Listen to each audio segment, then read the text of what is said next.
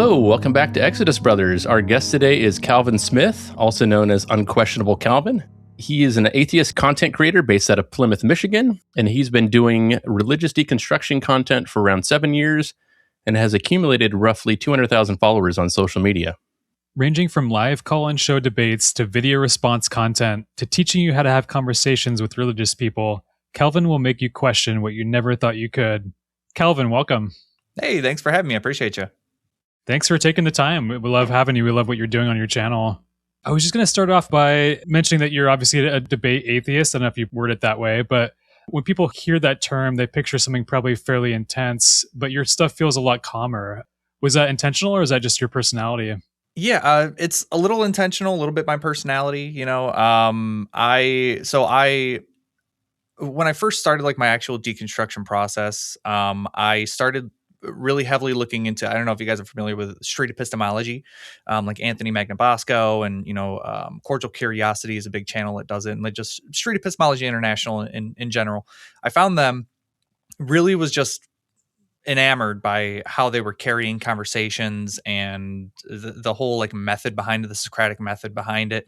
And it just was like super interesting to me. So like while I was deconstructing from all these beliefs that I had, religious and conspiratorial, I was also like kind of studying street epistemology. And I did a little bit of like volunteer work with Street Epistemology International at the very beginning with Anthony Magnabosco, like helping them like do editorial work on their blogs and stuff. I was actually supposed to do like street epistemology kind of work with them on behalf of them, but just kind of fell through. So I kind of started my own thing, which, we can talk about that in a little bit. But yeah, street epistemology was kind of a big influence as to like how I conduct my conversations, because I don't want people to really know too much about what I believe. I more so want to focus on what you're believing, right? Like forget about what I believe. Let's talk about what you're believing in and see how, if we can, if essentially like that's reliable, if it's able to convince me, because I mean, if you believe in something to be true, I want to believe that too. I want to believe in as many true things as possible. So let's talk about it. That's kind of where it comes from. And for people that don't know that word, that term, can you define that for people? The street epistemology. Yeah. So street epistemology, it's essentially the best way to put it is that it's having a conversation, like I said, kind of without enforcing your own beliefs. It's leading with questions and never answers. So that's why typically, like I have a big sign that's sitting behind me and it says "Ask an Atheist" on it. I'll take this big sign and I will go to my downtown area in downtown Plymouth, Michigan. I'll stand on the busiest street corner that gets tens of thousands of people walking by it all day. I'll set up there and I'll set up like a live stream and I'll just stand there with the sign that says "Ask an Atheist." And I'll just wait for someone to stop and read the sign. So essentially coming into this, the only thing that they know is that I'm an atheist. So if they're a believer in a God, I don't believe in that God. So that's the only thing they know about me when they walk up on me. And that's all that I give them, right? Is that they know that I'm an atheist. But I more so want to know, like, okay, make me not an atheist. What do you believe? What do you, do you have anything right here that you could like give me that I can go home and research? Do you have something that could shut down my whole operation here? The only way we're going to come to like the conclusion of what is true is if we just start talking about it. And I feel like if we put up our defenses and we get like, we start debating or getting angry. And that's a big thing with street epistemology is that once you start to fall into like debate territory, you got to break it off. You got to walk away because you want to be able to walk away with being able to shake hands at the end is the main thing. Just kind of being open to changing your mind, really. Street epistemology is just all about being open and asking genuine questions and honestly listening to other people's positions and not like really enforcing what you believe on each other. Yeah, that's great. What originally drew you to talking to strangers about belief or epistemology, that kind of stuff? It's just, genuinely don't know. I just can't seem to shut up, I guess. I just like, I like to talk. Right when I first started getting it, when I was more so in my like religious conspiratorial days, I had a lot to say, no way to say it. So I was like writing blogs, doing like online keyboard debates, but nothing was kind of scratching that itch.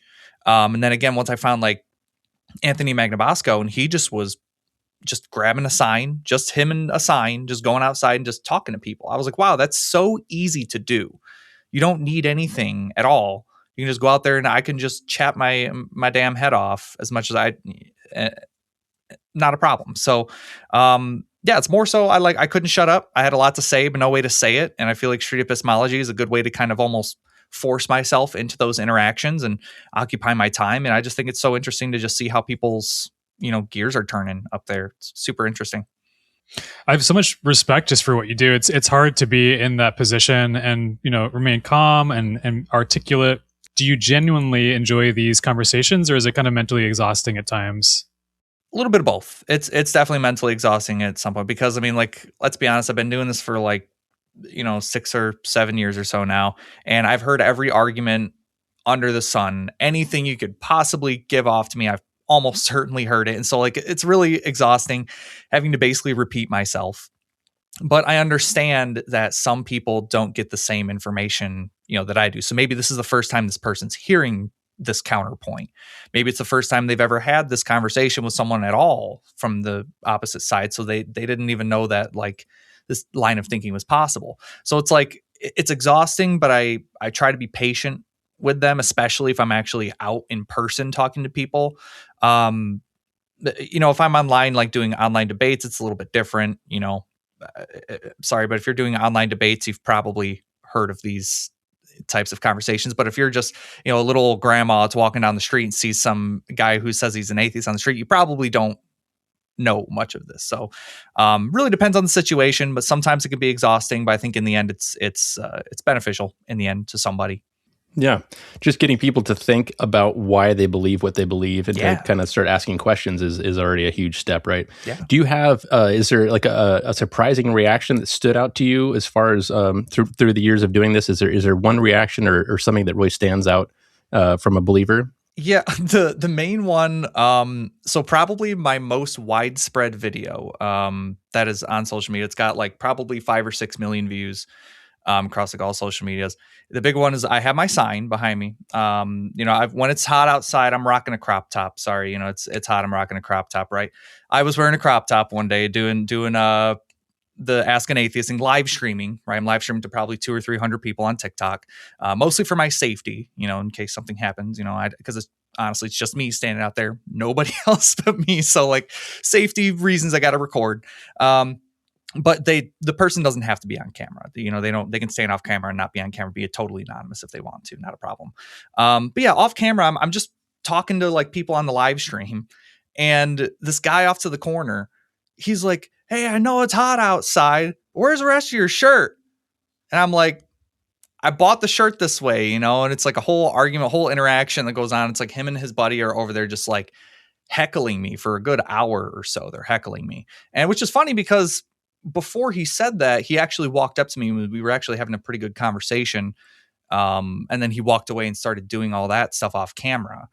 And that's probably the main one, that probably stands out to me. It just in bottom line is it comes down to I was asking him why are you doing this? Why are you like this? Why are you so angry? Why do you want to fight? And he's like, "No, I don't want to fight. I'm just a Christian, blah, blah, blah." And he's like, blah, blah, blah. And I'm like, cool, but why do you have to do this? You realize you're on live stream right now, right? And now he's all over the internet, right? But that's probably the main one that stands out to me, just because it was I wasn't upset or anything. I get called out for my looks and what I wear and whatever all the times. No skin off my back. I just thought it was so funny, that he was just in the name of Christianity, that's why he was doing that. And I'm like, wow, you're just the prime example as to why I need to keep doing this, huh?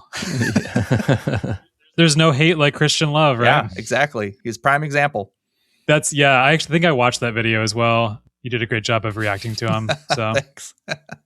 Okay, so I'd love to get just briefly into your background just a little bit with the deconstruction. I assume you grew up Christian, and just curious what kind of environment and what that looked like for you. Yeah, for sure.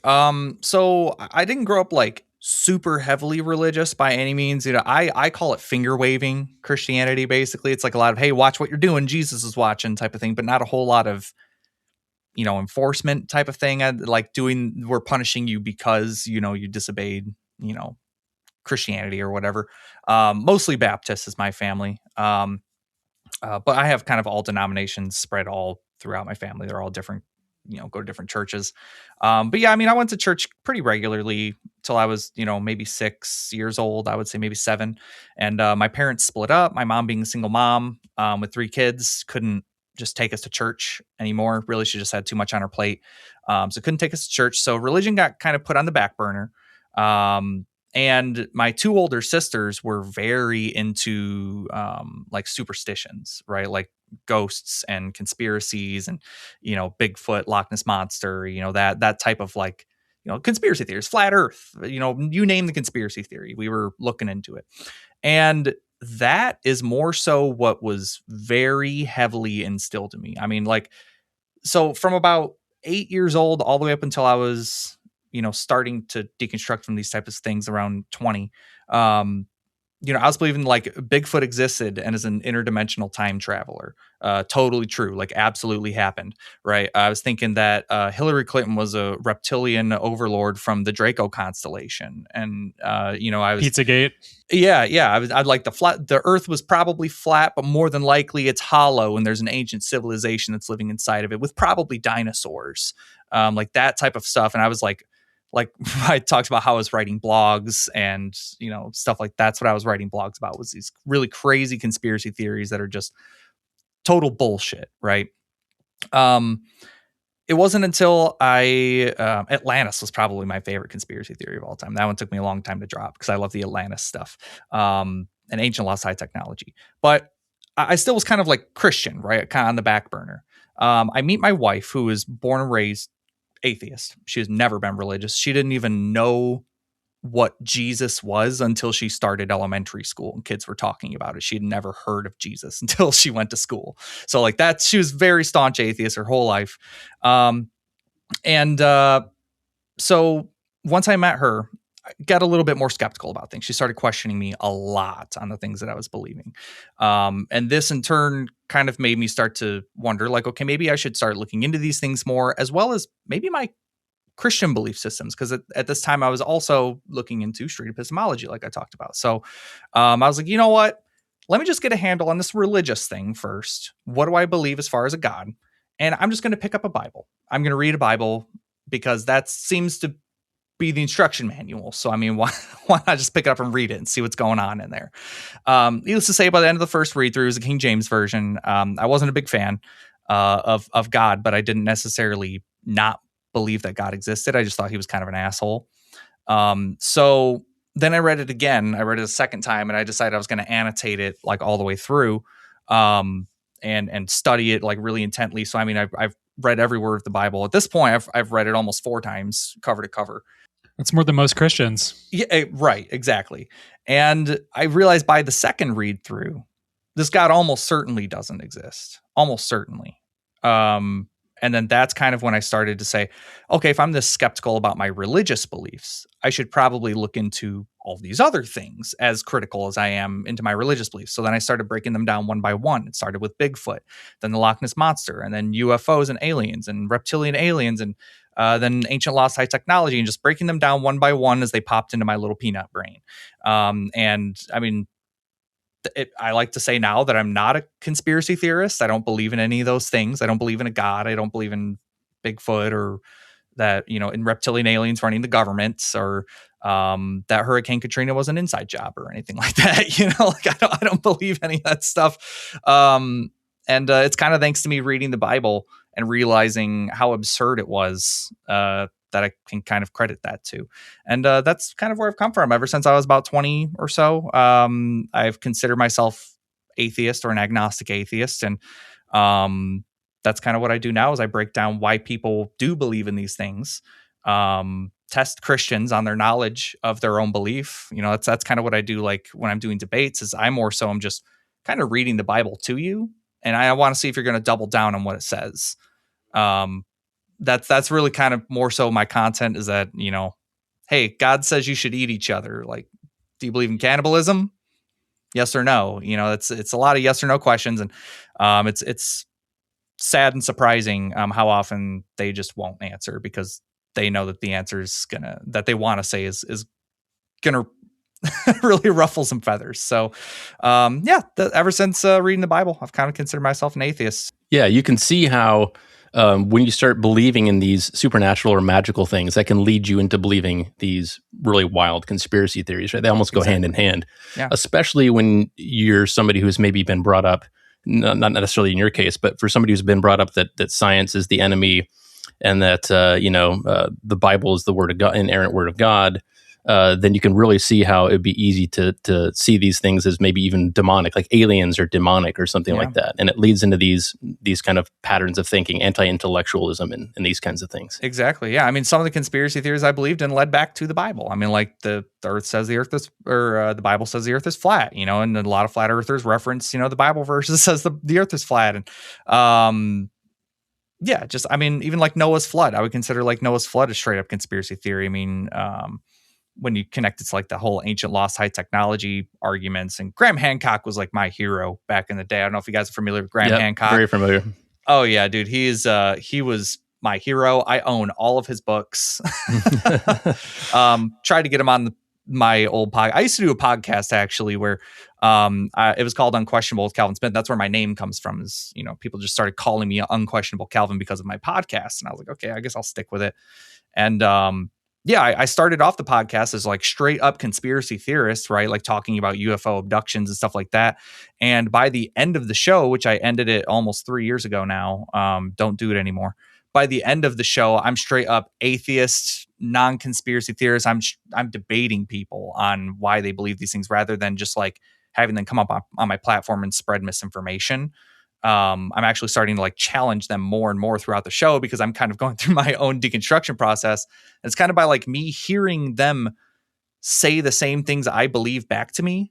It's being that echo chamber made me realize, like, why do I think they sound crazy? But when I say it, I don't sound crazy. Maybe it's because I do sound crazy. So my show also kind of helped with my deconstruction process when that wasn't really the intention of it. There's a lot of like thought-stopping cliches and platitudes that people use that just kind of get you to shut down the conversation. Like, I don't really think about it. Like, that's just the way God works in mysterious ways. We can't question it. He's beyond our understanding. Those kinds of things. Exactly. That was similar for me too. For my deconstruction story was hearing me say the things and hearing them back at me, or hearing other people say the same arguments and be like, that sounds bizarre. And it's interesting that it's very fascinating that you started a channel that eventually just like full circle brought you out of it. And also that you were open-minded enough to challenge these ideas and have a partner, it sounds like, that was challenging you. Oh yeah. She was my biggest critic the whole time. Every time I dropped an episode, she was like, I'll listen to it for support, but this doesn't make sense. And I'm just like, honey, you don't get it, and she was like, no, I get it. It's just that, maybe, I don't know, it's just, but I support you, Yeah. Why do you think that is? Why do you think that so many believers and people, why are they holding on to this? Yeah. I mean, like when I speak like for myself, like my belief in like conspiracy theories and like gods and stuff was all based on comfortability. I was scared of the unknown. That was the thing, is that like we all, as a human race, we want answers for things. Like we don't like when we don't have answers for things. We continue to sought out those answers. And the fact that like we don't have an answer for like the beginning of the universe or how life quote unquote started, or a definitive answer on it. Like abiogenesis, I believe in abiogenesis. Let me just get that out of the way. And like just the mysteries of the universe, we want to like shroud that over with something. So we usually plug a God in there. And I think it's like, once I realized that like, hey, maybe we are alone in the universe, maybe we're not, like, let's just deal with like what we have right here, right now, though. If we figure it out, cool. If not, great. But a lot of it, I think, comes down to like, I mean, straight up, I think just a lot of believers need to get some therapy and realize that like it's okay to not have all the answers. We don't have to say that we have all the answers. You don't have to claim to have all the answers as a Christian. You can just like be happy just not knowing that until further notice. But for me, for a long time, that wasn't good enough for me. I needed some sort of answer. And so I like plugged in aliens or a God or whatever it might be into there.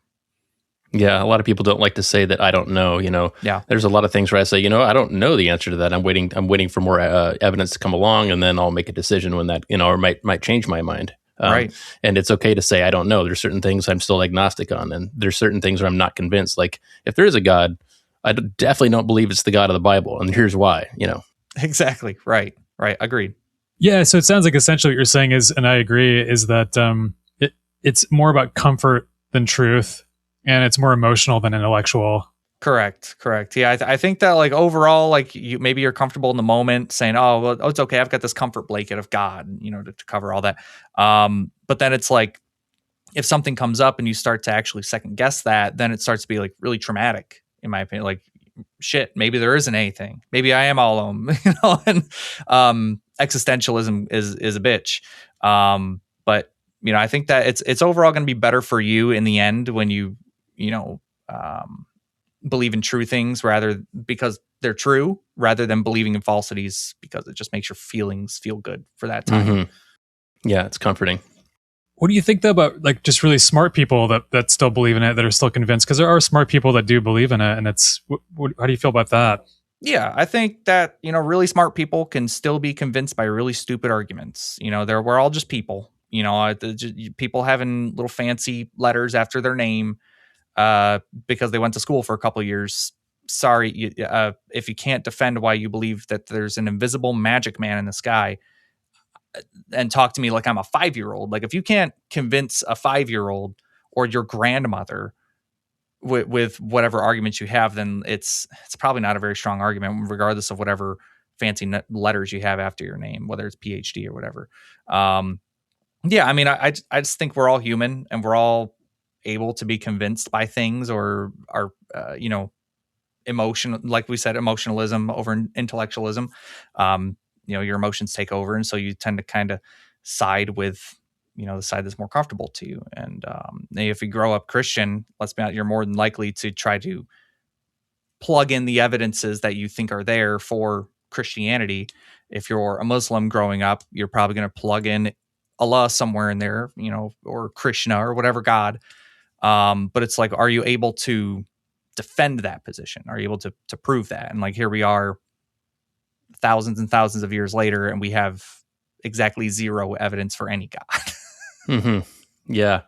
And there's a lot of apologetics that happens as well. Do you think that's more about convincing other people's, or just sort of like reinsuring themselves, like, reinsuring their own beliefs? I think apologetics, like right in the name, it says it's apologizing for God, right? Like I mean, like you're basically, you're saying sorry, but God did it because X, Y, Z. It's like, it doesn't seem like a real position to me. I guess it's like you're quite literally just saying sorry and putting up shitty arguments for the things that your God is supposedly doing, right? I don't find it convincing. I don't either, and that's kind of segues into talking about God's character in the Bible. I'd love to talk to you about that a little bit. Yeah. As, God is a supposed good guy, but is he actually the bad guy in the story? If someone really reads the Bible cover to cover, what version of God are they meeting in the Bible? Yeah, no, he's a genocidal maniac. Not designed. Even if he did exist, the God that's described in the Bible, he's not worthy of anyone's worship. Like nobody. Everything from slavery to genocide to, like we said, cannibalism to sexual assault to just straight up not cool acts. For threatening to rub poop on people's faces, even. Immature, right? Like it's what if this God even existed? That's kind of where I come from in a lot of my arguments, is that I almost grant in my debates that God exists in a lot of this situation. Like, okay, God exists. Do you support the things that God is doing then?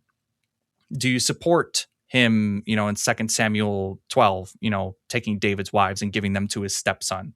Do you think that it's okay that in 1 Samuel 6-7, he unalives Uzzah for trying to save the Ark of the Covenant from falling to the ground?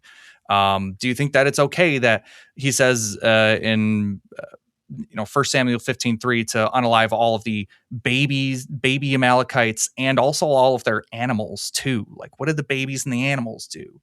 Why is your God commanding that? Are you okay with that? Are you going to double down on that?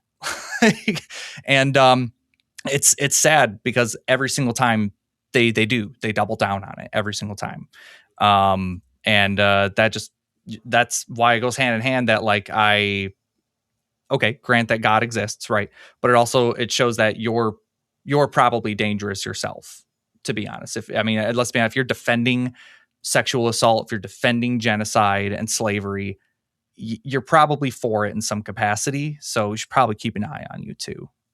And it seems a lot of people want to say that God has objective morals, that objective morals come from God, but really they don't even understand the definition of objective, right? 'Cause Exactly. if it's coming from the mind of God, it's actually subject just to God's mind. Yep. And not only that, but there's morals in the Bible, for example, that are relative, right? Like at one point in time, everybody was doing slavery, and apparently Yahweh was okay with slavery at one point in time, which even if the New Testament had showed Jesus saying something against slavery, that would just show that there's a contradiction there, because at one point he was okay with it. So that just shows that the morals are actually just relative and not really objective and unchanging, right? Exactly. And I mean, if the laws did change at any point in the Bible, then that would just demonstrate God isn't all-knowing, all-powerful, because I feel like an all-knowing God can't really change his mind, right? And there's so many cases in the Bible where God is testing people. And if he is all-knowing, like with Job, where he basically sets up this bet with Satan, the devil, to allow him to torture Job. And if he's all-knowing, he wouldn't have needed to do that. And not only that, but there's other people that are outside of Job, his family members and his workers and his animals that are also killed as well, like innocent people, right? Exactly. Yeah. It's like, what would be the point of testing faith if God knows all? Like, it sounds like he's just kind of being a bit of a psychopath. Well, even the idea of hell as well, right? That's sort of incompatible with the loving God as well, right? Oh yeah. Yeah, absolutely. It's like, I mean, I use I'm an atheist, not by choice, right? I'm just not convinced of Christianity. And so, all God has to, I feel like I did my due diligence. I read the Bible and I prayed at night, and, I cried and moaned and wept, wanting Jesus and God to present themselves to me and just prove me wrong, right? Like, just show me what's up and just get this over with. Like, I'm here, I'm ready, I'm waiting. And it never happened. But then all these other people say that it happened for them, right? Like, they had some magical experience, and some of them didn't even fucking do nothing. Like, they just had an experience out of nowhere. So I'm like, okay, if God's going to send me to hell for all of eternity with no chance of ever getting out because I'm just not convinced he exists and I did my due diligence, that's on him, man. Like, it's his turn to try a little bit. Like, just show me you exist, I'll believe. It's that simple. And then I won't go to hell. Like, I don't want to go to hell. But your God's going to send me there because I'm just not convinced. And he could totally change that and just chooses not to. Right. The idea that it's not even really about morality, because you can always ask for forgiveness. If you're we're all sinners, or you can ask for forgiveness. But if you simply don't believe, if you're not convinced of a proposition, then you're going to be subject to, conscious torment forever. Yeah, exactly. Not cool. Like, I wouldn't set someone on fire for 5 minutes, let alone all of eternity, just because they just weren't convinced that I had magic superpowers. It doesn't make sense to me. Yeah, I feel like if God was any other character in literature, we'd call him the villain, right? Exactly. Yeah. I mean, you add up the kill count between God and Satan. I mean, Satan only has a kill count in the Bible because God let him kill people. God allowed it, so he could have just not let that happen. The other thing that seemed incompatible to me too, because that was a big part of my deconstruction, was just reading the Bible, like you said. There were certainly things that happened to me that got me to start questioning my faith, over a long periods of time. But it was really just sitting down and reading the Bible plainly, the words that are on the page, and that the God of the Old Testament seems incompatible with Jesus, and the God of the Old Testament don't seem to be the same character, right? They just seem incompatible. When one is a God of love and love your neighbor and love the foreigner and all these different, the Beatitudes, right? And then the God of Yahweh. And a lot of the argument comes down to this progressive revelation, this change over time. But God seems to really evolve a lot from the Old Testament to the New. And there's a lot of that just I couldn't reconcile for myself. Is that how you found it as well? Yeah. I mean, honestly, the biggest thing for me was the Old Testament. For me was the Old Testament was really hard for me to get through. I just thought there was so many very clear examples of God just causing direct harm to people rather than just, not doing that. Like, the example I brought up earlier of Uzzah, reaching out, saving the ark before it falls. Like, I get it. God had the rule, don't touch the Ark of the Covenant. I get it. But also, like, he wasn't trying to do that out of like maliciousness. He was legitimately like trying to save the ark from falling, and God smites him dead right there, right where he stood for trying to help out God. And it's like, I get it. There's a law, but come on, man, like cut him a break. He was kind of trying to help you out, like kind of a dick move, right? Like if I was in God's position, I would have let him live, right? Like I get it. I said don't touch the ark, but he was helping out, right? Didn't want the ark to fall. So it's just like blatant examples of just like God being a straight up dick. That was like, man, I don't think that this is someone I would want to follow. And then like it later comes down that like, oh, it's not that he's a jerk. It's just that he just doesn't exist at all. Right. Like the story never happened. There's also the story of the kids that mocked the guy for being bald, and then God has bears maul. Was it 42 kids? Yeah, that was good. That's the one that I use all the time. It's like what they called a grown ass man Baldy. Like Baldy. They said, hey, Baldy, like go up that mountain, Baldy. And he curses him in the name of God. And then 2 fucking bears come out of the forest and maul 42 of them. Like, come on, bro. Like, you're a grown man. Like, I think he's going to be okay. I can call Baldy multiple times a day, and I don't go wishing bears mauling their children to death. Like, what the fuck? Right. We talked about this, like, justice is people getting what they deserve. What's a fair punishment for the crime, right? And we talked about an idea of, like, I could come up with a better solution. Like, let's say that these guys mocked a prophet of God, and their punishment was that they all lost their hair or something. They all just suddenly became bald. That would be a kind of a funny, more appropriate response. Or give him a full head of hair. Like, how cool would it if he just went, pfft, and it was like a mullet right out of the gate? Like, he'd be like, fuck you, and that. I like that one. That's a good one. And like, also, did all the kids just stand there and wait their turn to get mauled or something? Like, did none of them think to run away? What are the logistics here? Yeah. Yeah, like how did 2 bears get 40 children? It makes no sense. Like they're running, bro. To segue, why don't we talk about Jesus? Fraud, legend, or myth? What do you think? A little bit all three. I'm a Jesus mythicist, so I don't think historically there was ever the guy who's listed in the Bible. That guy never was walking around. To any extent, you think, like at all? Yeah, no, I think that like it's very possible that there's probably a, Yeshua ben Joseph that was probably walking around, ancient Mesopotamia or whatever, 2,000 plus years ago. Not super. I think it's very likely there probably was a guy that was walking around with that name and probably was even doing some apocalyptic preaching, maybe trying to start a cult or something.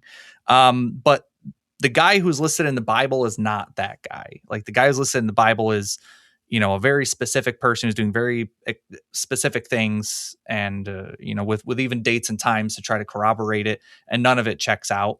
So I just see no reason to think that like this character that is given in the Bible was ever a real person, especially when we know that like a good chunk of the New Testament was written dozens, if not hundreds or thousands of years after Jesus would have existed according to the chronology of the Bible. So like a lot of the things that Jesus said in the Bible, he almost certainly didn't say in the Bible. We have no reason to think that.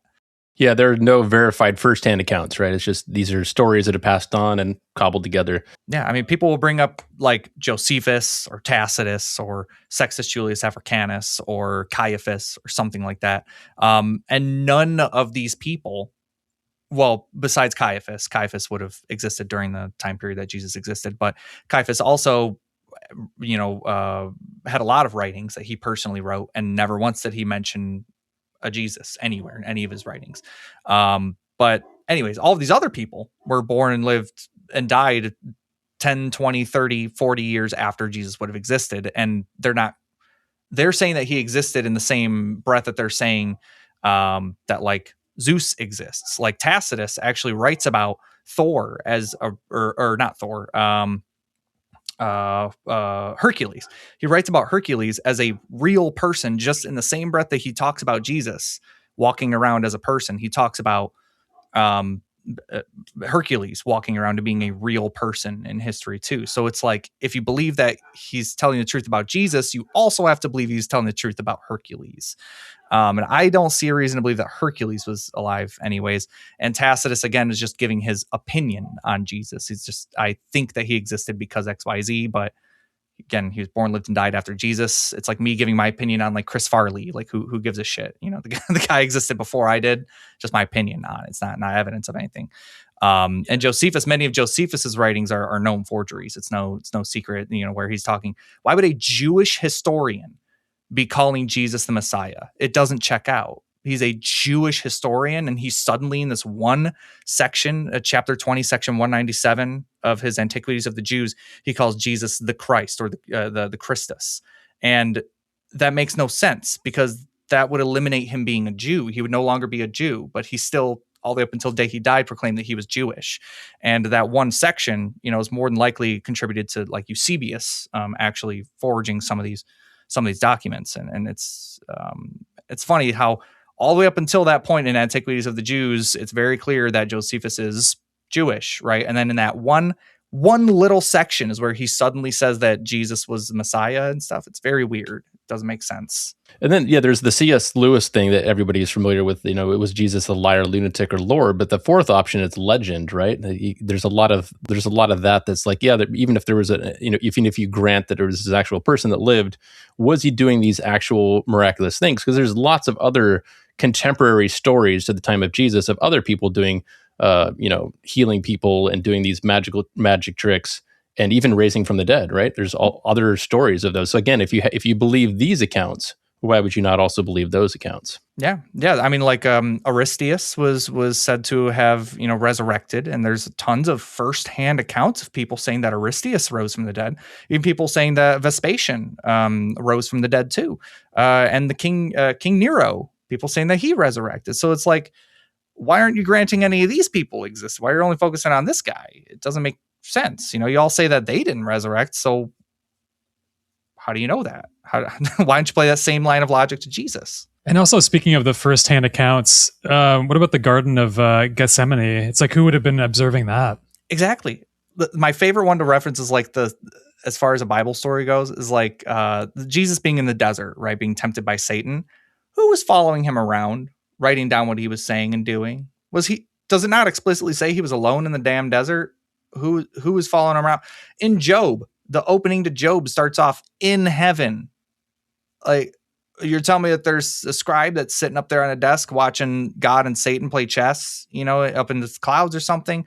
It makes no sense. So it's like, I think that's like a good talking point for like a lot of Christians. They don't like rationalize this stuff out enough. They just kind of read the stories and believe it, yay God or whatever. But once you actually start to like, who was writing it? How does that make sense that, there was no one else there but Jesus, but then someone was there writing down exactly what Jesus said? It makes no sense. I think that's a good talking point for a lot of deconstructions. Yeah. What would you say to people that are maybe listening to this that are believers, but maybe starting to question, like, what are some of the top reasons why you don't think Jesus existed, or that this is all, isn't real? Yeah. I mean, I guess like bottom line altogether, lack of evidence. Like when it all comes down to it, it's lack of evidence. I don't see enough evidence to warrant that Jesus existed, but I do see that evidence for people like Genghis Khan or Julius Caesar or George Washington. I see that evidence for these ancient people. And we can even go back to the time period that Jesus existed and corroborate the existence of people like Pontius Pilate and Caiaphas and stuff like that. Like, we know that these people existed. So why can't we corroborate that the most arguably well-known historical figure ever to exist, and we don't have a lick of evidence for him? Nothing at all? Very weird to me. So it's like lack of evidence for that. The Bible, people throw up philosophical arguments for like Christianity and stuff, and just, I'm sorry, but no amount of like philosophical word salad is going to convince me that there's an invisible magic man in the sky that's going to send me to hell.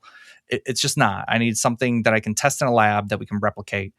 And I think if you don't have that, we don't have a reason to believe it. So like, I don't believe in things that I don't have evidence for.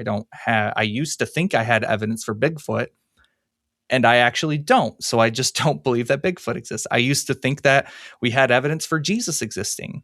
Looked into that. It turns out we actually don't. So I just don't believe it. So, I guess just bottom line is believe in things that you have the evidence for, and don't believe in things if you don't have evidence for it. I wouldn't believe in the Big Bang if there wasn't evidence, right? I mean, I go where the evidence leads me.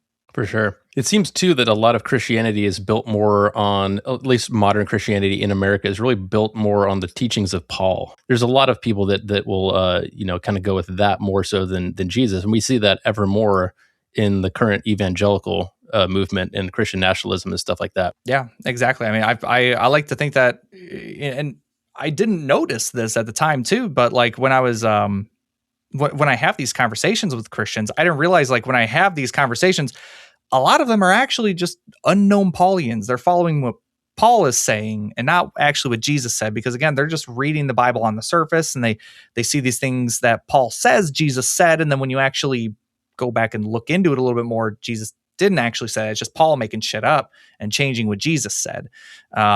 So it's I think a lot of Christians out there, are probably more Paulian than they think. I think another super strong point, and I'm curious what you think about this, but a lot of the messianic prophecies that are attributed to Jesus, and if you go back and look at the original context, how it doesn't really fit, right? They have to make secondary interpretations or spiritual interpretations, and I'm curious what you think about some of the prophecies and if they're forcing these things to fit Jesus. Yeah, absolutely. Probably the most common prophecy that's given is probably Isaiah 53. I'm sure you guys are familiar with Isaiah 53. That one, I've done tons of content breaking that shit down. I don't know if there's any Christians listening, but stop using Isaiah 53 as a prophecy, because it's literally not. Like when you actually look at the context of the verse, it's talking about Israel being a sovereign nation. It's the suffering servant is Israel. It's not Jesus. There's mistranslations in it. Like my Bible right here that I've annotated says pierced in Isaiah 54. In the actual translation, it says nothing about pierced. There is no pierced. It's actually comparing it to a lion. It's a deeper meaning.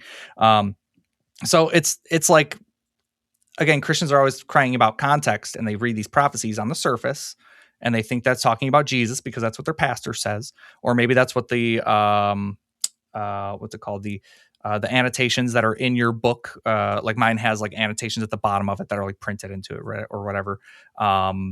That's maybe what that's saying. But when you actually do the legwork to look into the context, the translations, the history behind the text, who wrote it, when it was written, et cetera, you tend to realize that, these prophecies aren't actually about Jesus at all, because Jesus didn't exist. So like, that's why they couldn't be about Jesus. And I come from the position that Jesus didn't fulfill even one messianic prophecy. I don't see any of them being fulfilled that we can explicitly, definitively say Jesus fulfilled this. We can, like you said, add in stuff to make it seem like it's Jesus, doing this. Maybe depending on the translation that you're reading, it might even say Jesus or something to that effect. But it's not. It's all ad hoc, post hoc rationalization. Right, or it's a partial fulfillment, and he'll do the rest later, like Zechariah 9:9, 9:10. He rode a donkey, and that's something that anybody could do. But the rest of the cutting off the war chariots, and ending wars and doing, he's like an actual king in Israel. Those things he'll come back and do later, which means they're unfulfilled, right? Absolutely. Or Isaiah 7:14, when you look at the Hebrew word betula, it's not in there. The word for virgin. It's ha alma hara. The young woman is pregnant, so it's a present tense. Exactly. So it's currently happening. It's not a future thing. 700 years from now, it's going to occur. There's a lot of that kind of stuff. Yeah, no, I love using my favorite probably contradiction to bring up to Christians. Probably like, who was Jesus's dad? Right? Obviously it wasn't Joseph. It was the Holy Spirit. So that means that Jesus can't be the Messiah, because it has to be from the line of David. And Mary's from the line of Elizabeth and through Aaron. So even if we say, oh, well, he was through Mary. Mary wasn't even from David. So unless he's coming from the loins of David, which comes through Joseph, then the Messiah cannot be Jesus. So I love how like Luke 1:26 literally just proves that Jesus wasn't the Messiah. It's like right there on the page, and they just skip right over it. And there's two lineages that are given too, I think, but the difference between Matthew and Mark, or maybe it's Matthew and Luke, I don't remember, but they give two different lineages, and one of them is also cursed. It's a cursed lineage, which nobody will ever sit on the throne, right? So yeah, Jeremiah 19:9 is So it's another reason. Yep. What do you think are like some of the most common bad arguments that Christians use, just in general? Man, just some common like really bad ones. Is like, you just didn't believe hard enough. You didn't read the Bible. You just bought this online and can just recite it word for word. Look at the trees, Could all look at the trees and, fine tuning. I could sit here for days and name off the just terrible arguments that I hear almost daily. You know, I actually like started like a little series on my TikToks called Daily Conversations I have with Christians. And it's literally that. Like, it's just like me talking to myself, but I'm acting as a Christian too. And just, you know, reenacting conversations I actually have every single day. Yeah, just bad arguments all day, just same recycled arguments. So it's like sometimes I'll hear the same argument and I'll just send them a video that I already did. Like, all right, and just here's this. I already went through that. Next. I noticed a lot of people too. They'll start there maybe, but then it'll resort to personal experience as proof. Do you get that a lot? Yeah, personal experience all the time. It's like people will be like, you know, and how I tell people is like, I personally just don't care about your personal experience. I just don't care to hear about it, to know about it. I just don't care because like all I can say is I believe that you think that you had some sort of experience, but I don't think that happened. I just don't. Like, sorry, I just don't believe in magical stuff. So like when you say magical things are happening and you were alone in your bedroom all by yourself when this magical stuff was happening, I don't believe that happened. Or at the very least, it didn't happen in the way that you think that it happened, or believe that it happened. I have no reason to think. And like, that's all we can do from there is like, there's no conversation to be had. I'm not going to sit here and try to like debunk your personal experience that you had alone in your bedroom with Jesus. I don't know. I can't prove that didn't happen, but I also don't think that you can prove that it did. It's just you kind of saying a thing. Like if I tell you that there's a pink unicorn standing in my driveway right now, like, or if I tell you yesterday there's a pink unicorn in my driveway, I promise, absolutely, I'm sitting here crying to you, telling you with absolute certainty, there was a pink unicorn in my driveway last night. Can I prove it? No. Was anyone else there? No. Who cares? Like, sounds like you probably should see a doctor. I feel like there's a lot of misunderstandings around what atheism is and being an atheist. What would you say to that, I guess? Yeah, I mean, atheism is the lack of a belief in a god or gods. That's it. That's all it is. Just not believing it. It doesn't say anything about the origins of the universe or life or how we got here or how we evolved or anything. It's just lacking a belief in a god. I don't live my life by atheism. Like I guess you could say I live my life as if there is no God because I'm not worrying about what I'm doing. I'm not worried about being a good person because I'm worried about being punished. If I'm not, I'm just a good person because I just like being a good person. I like helping people. I like opening doors for old ladies. I like, helping people across the street. I like, doing, I work with like secular nonprofits here in Michigan, like with Michigan Atheists. And I used to be their social media manager for a short time. But yeah, I mean, I've done like volunteer work for them. And it's not because I'm scared of a punishment or whatever. I just like to do that. Like if I die and there is an afterlife and a God and stuff like that, I'll deal with that when the time comes. I live my life as if there is no God because I have no reason to think that there is one. And I like to be a good person because I like to be a good person, not because I'm scared of not being a good person. And also Christians are atheistic towards other religions, right? And that's something that we don't really hear very often. I'm just atheist towards one more God than you are. Exactly. And not to speak for you, there are what you might call like hard atheism, where people are making a positive claim saying there are no gods, period. But most atheists aren't making that claim. They're just saying I'm not convinced of a proposition. Yeah. And I mean, even I'll clarify too. Like I identify as an agnostic atheist, so like I don't make the definitive term, like tongue in cheek, sure, whatever. I feel like I can say there is no God in the same breath I can say there is no Bigfoot, right? Like we don't have evidence of Bigfoot. So I can say it doesn't exist. We don't have evidence of leprechauns. So I can say leprechauns don't exist and no one bats an eye. But if we show evidence of a leprechaun, I might have to change my position. But so that's in the same breath I say like there is no God, is that like we just don't have an evidence for a God. So I'm warranted in saying that it doesn't exist until you prove me otherwise. But in all actuality, I'm an agnostic atheist. I'm still open to changing my position. That's the whole reason of why I do what I do, is because I'm trying to be someone convince me otherwise so that I have to shut down my whole operation, right? I have to tell all 200,000 of my followers, sorry, I'm a Christian content creator now because username 2564 on TikTok convinced me that a God exists or whatever. So it's like just being open to changing my mind. I don't tend to vibe well with hard atheists because it's like, okay, I feel like you can't prove that there isn't a God. Mm-hmm.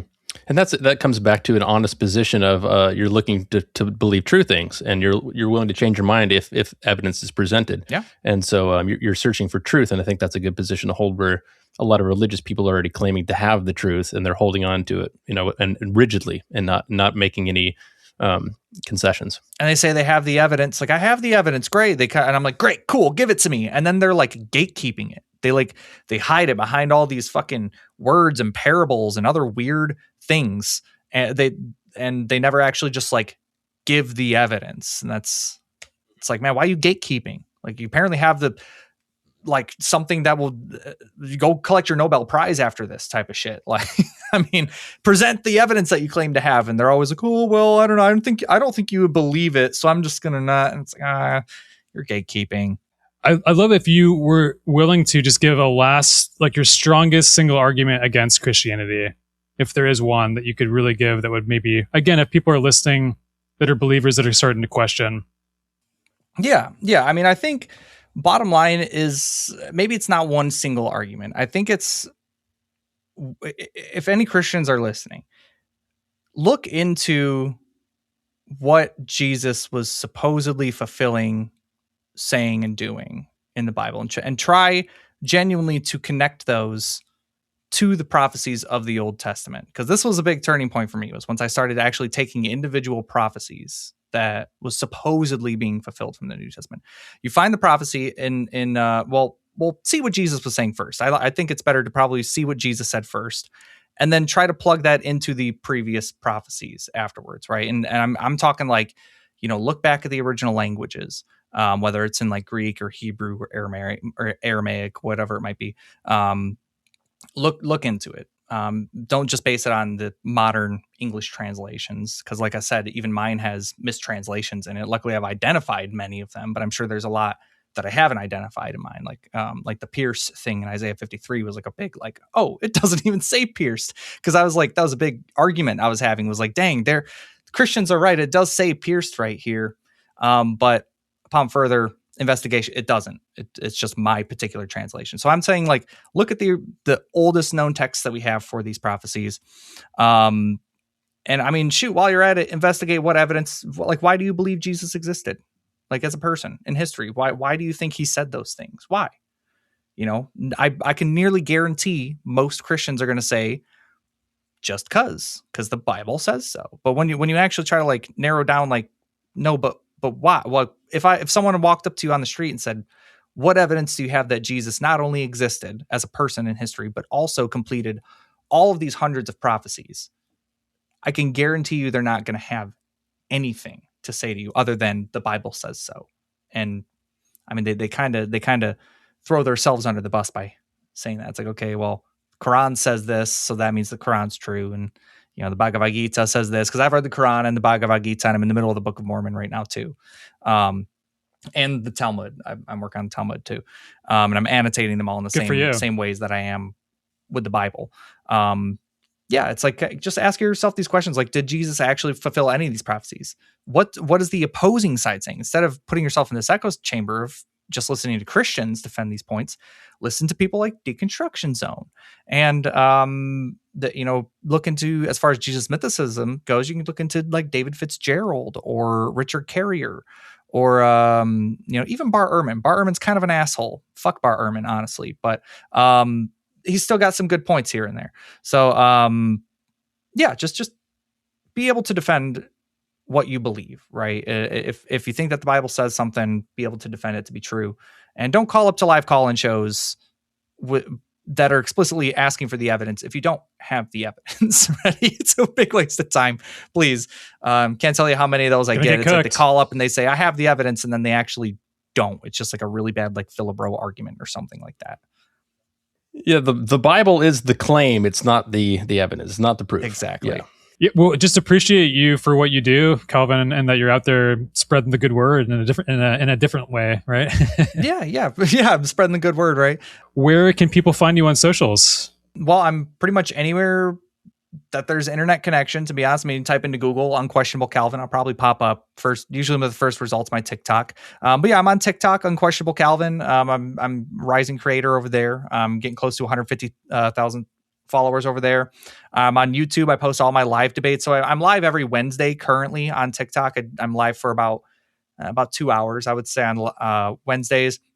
And then that gets shot right over. The whole unedited live stream gets posted over to YouTube directly afterwards. Because I currently don't have the technology to stream onto multiple platforms. So I have to just pick and choose where I do it now. But yeah, you can find me on Facebook, Twitter, TikTok, Instagram, Facebook. My Facebook and Instagram's really blowing up lately. I'm getting close to, I think I'm up to like 50,000 on Instagram and probably getting close to 10,000 on Facebook. So yeah, I'm pretty much anywhere. You just type in Unquestionable Calvin, you'll probably find me. Calvin, thanks for sitting with us and just having a real conversation. Whether people agree or disagree, the goal isn't to flip a switch tonight. It's maybe leaving with a better question and a little less fear of asking it. If this stirred something up for you, you don't have to resolve it immediately. Curiosity isn't betrayal, and questions aren't failure. Most of us got here one thread at a time. Thanks again, Calvin, and to everyone listening. Take care of yourself, take care of each other, and we'll see you next time on Exodus Brothers.